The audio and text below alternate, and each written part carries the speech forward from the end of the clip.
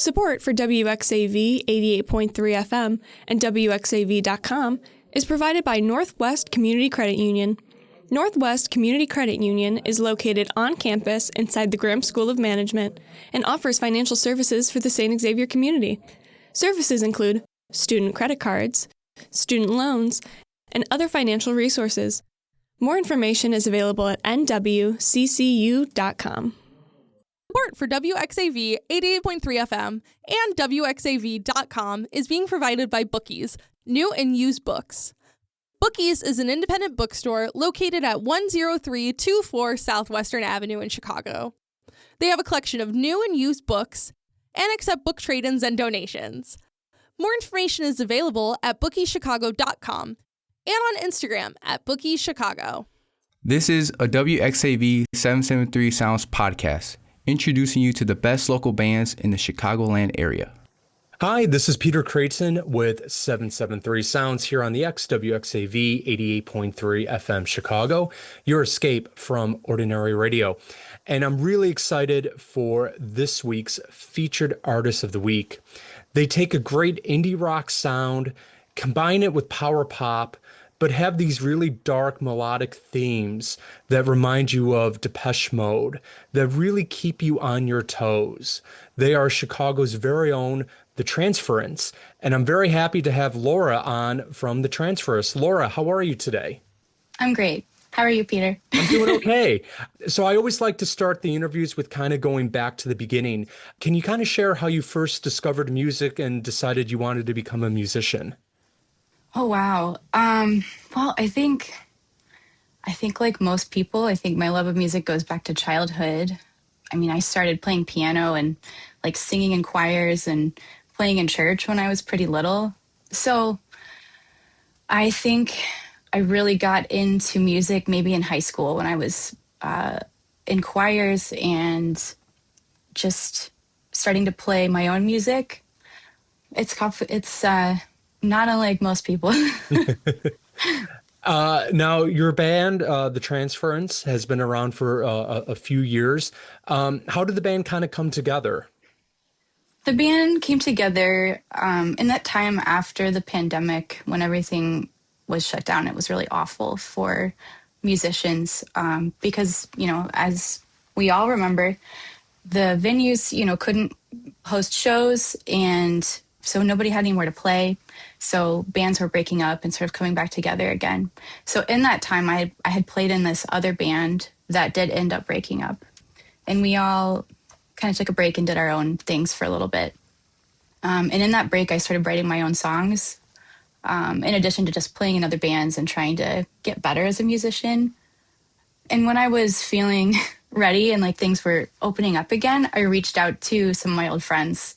So Alex and MJ, who are in the band now, the drummer and the bass player, are just, I've played with them for years. They're excellent musicians. They're great guys. So I said, look, I have, a couple songs. We also had this old song that MJ had written. And I was like, well, what do you guys think? Do you want to try it again? Do you guys want to play in another band? And they were like, sure. And it was easy as that. And then you guys released your first EP, which was called 100 Mirrors, shortly thereafter. But I'm kind of curious about your approach to songwriting, because the one thing I've really noticed with The Transference is the melody. You guys have a really rich sound with the pianos and with the bass and everything, and it's really beautiful. When you're writing music, do you kind of start with a melody first, or do you start with the lyrics and then build a melody from the lyrics? Oh, that's such a great question. I mean, it really depends. I think in my heart, I'm a pop musician, I love melodies. And also I really like all sorts of music, like any genre of music that it has ever been described as like a mess of a genre. I'm like, that's my thing. I want that.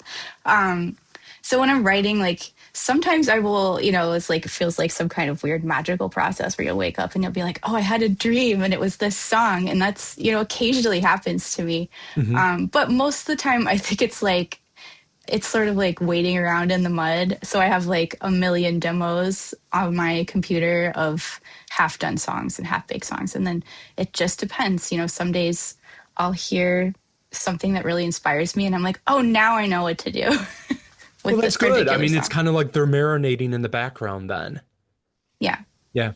Who For are sure. some of your like musical inspirations? Like if you're throwing a record on or you're pulling up your Spotify, who are you going to listen to? Oh man. Well, it's funny. So, like I said, I like so much music. I like music from all different eras, and that's great. That's like the great thing about living in this day and age, right? Is because we have this huge musical history of things to draw from. And in this particular album, in the Floodlights album, I think I was going back to a lot of the stuff that I would have heard when I was a kid. So when I was a kid, like my dad listened to a lot of prog rock, and Mm. I loved Phil Collins. I loved Genesis, and The Who, and some of those bands. I don't know that you're going to like hear that necessarily, except maybe rhythmically in this album. So I was thinking about that. I was also thinking about bands like Fleetwood Mac, and some of the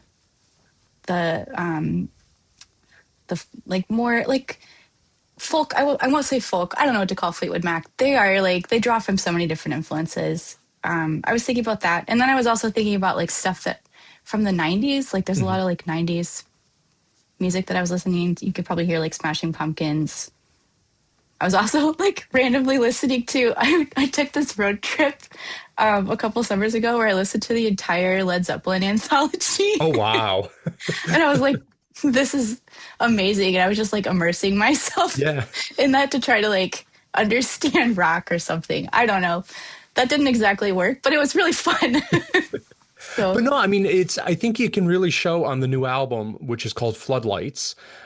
It's the first time I listened to it, it really intrigued me because I couldn't narrow anything down. There's so many different influences on the record and like the great thing. And as you were just talking, you mentioned Smashing Pumpkins. It's like, oh yeah, you hear Pumpkins on there. There's definitely some rockers and everything. It's kind of like this casserole of just great sounds. How did you approach writing that album as opposed to writing the band's debut EP, 100 Mirrors? Like, did any of the process change, or was it a little bit more collaborative?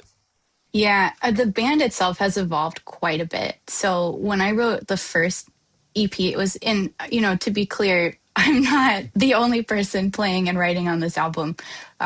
Everybody contributes quite a bit. So for like the EP, we started with just like 3 songs, and I'm trying to remember now, but I think so. Like Aliens, which is like a track that's very poppy but like weird. I love it. I'm actually that's one of my upcoming questions is Aliens. That's my favorite song on the album. It's so funny and weird. I love that song.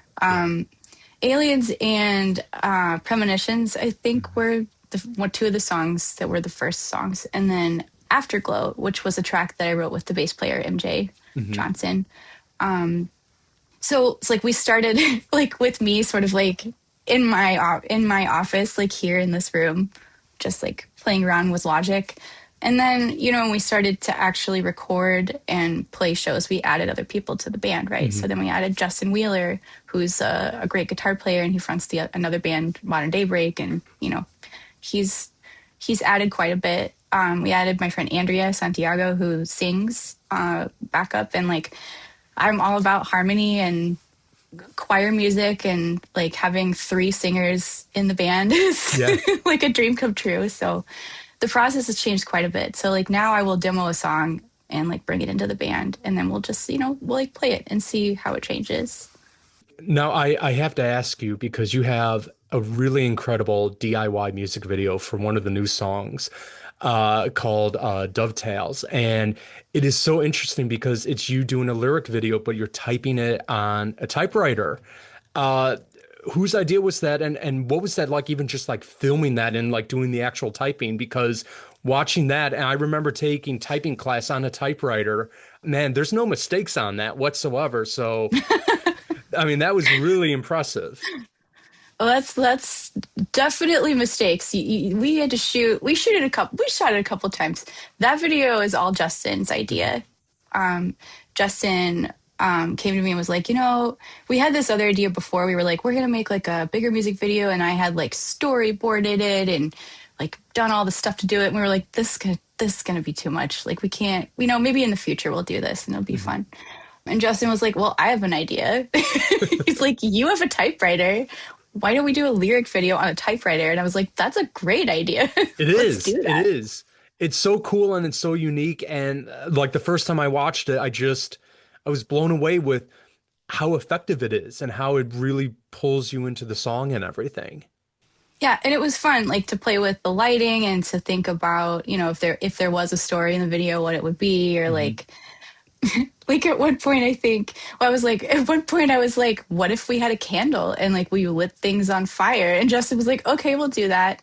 And then, funny things like, I light the lyrics on fire at the end. And then like I did that without actually thinking it through. And I was like, oh no, now I have a piece of paper that's on fire. I was like running to the kitchen, trying not to burn the house down. I don't know. It was fun. It was a really fun video to make. That's awesome. I'm here with Laura from the Transference here on 773 Sounds. Now, if listeners want to follow the band on social medias or check out a website, where can they go and where can they find you guys? You can find us on our website. We're at thetransferenceband.com. We're pretty active on Instagram. We'll post all of our shows and keep everybody up to date there. We have a Facebook page. You can also find us, a shout out to our label at Heartstop Records, who are great. And they sell, we just got new t-shirts that you can find that I think are awesome. They're designed by Stereospectral, who I love, which is like this great little, small, like 2-person shop, in Chicago. So heartstoprecords.com would be another good place. Awesome. Yeah. And you guys actually have a show coming up at Book Club Chicago on March 29th with Dutch Cove and with Girls Inc. For someone who's never seen you guys live, what can they expect if they go and check you guys out? Oh man, it's so fun to play live. Like that's, our big thing is community. And I think I hope if you listen to the record, what you might like start listening to it and be like, boy, this doesn't really sound as modern as some records. It has a little bit of a different feel, like, and that's kind of on purpose. Like we have some tracks that are in there, and that's because I'm a keyboard player and I play synth.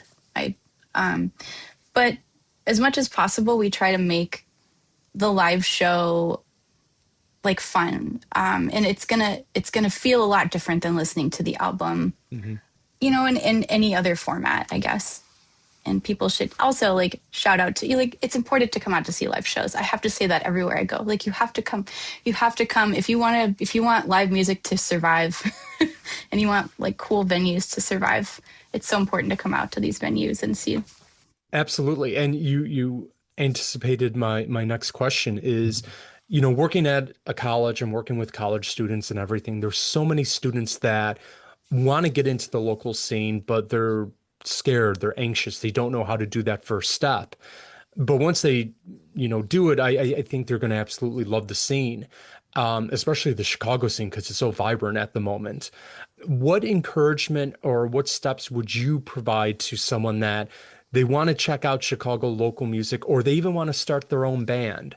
What advice would you give them? I would say come out to these shows and talk to us. You can send me a DM on social media and I'll probably respond to you. But like, come out and talk to us in person. We like to get to know other musicians. I really am interested in people. And I think there's a lot of fear. At least I feel like I can't speak for like anyone younger than me, but I do feel like that too. Like there's a lot of people who are just afraid to be cringe or something. Like like you're not being cringe, it's okay. Like lean in a little bit, it's okay. Yeah. We'll come talk to you about it. I always hear awkward. I don't want to be awkward. Do it, be awkward. It's amazing. It really is. It really is. Now, earlier you mentioned the impact on the local scene that COVID had. We're 5-6 years out. From your perspective, how has the scene recovered, or is there still a lot of work that still needs to be done? I feel like there are a lot of good signs, right? I feel like people are coming. I do see a lot of people come out to our shows, and I appreciate that. I do feel like there's a lot of people who are still stuck online, Yeah. frankly. And at the same time, there are a lot of people who are really passionate. And I see that especially in venues. So I'm thinking of like book club too, which is in the old space that used to be a space called the Elbow Room. And their passion, like I watched on the internet, like their passion for restoring that place. And I was like, Yeah. this is so great. I would love to see like a renaissance of that community, you know, people coming out and just experiencing music live because it's its own thing. It's different. And It really important. is. And you know, RIP to Elbow Room, but yeah, we need those like smaller places like Elbow Room or Shuba's or Empty Bottle, those smaller venues that are independently owned that, yeah, you can see that great local band on a Friday night and find your next great love with the music and everything. Do you have any other advice that you would give to your fellow musicians about like approaches to writing or networking or anything like that? You know, I give a lot of musicians the same advice. I think I think most artists, and I'll include myself in this, are just like afraid to put ourselves out there, even though we feel compelled to put ourselves out there and be vulnerable in music, right? At the same time, it's terrifying.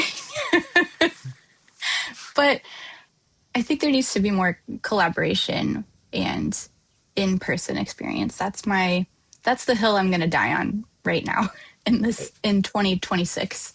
That's a great hill to die on. I'm here with Laura from the Transference. Again, your show is coming up at Book Club Chicago on March 29th. It's a Sunday. And if they want to check out the Transference online, where again can they go and where can they find you guys? You can find us at thetransferenceband.com, and on social media, you can find us on Instagram and also on Facebook. We have a Facebook page too. We try to keep the shows pretty up to date on the website. Also, heartstoprecords.com if you want to like find some cool merch and our vinyl. I can attest to the vinyl. It's really cool and it sounds really fantastic. That's the best way to listen to the Thanks. Floodlights. Yes, amazing. Yeah. Laura, thank you so much. Yeah, this was great. Thanks, Peter. Thank you for listening to this WXAV 773 Sounds podcast. For more information on 773 Sounds, please visit our website, wxav.com.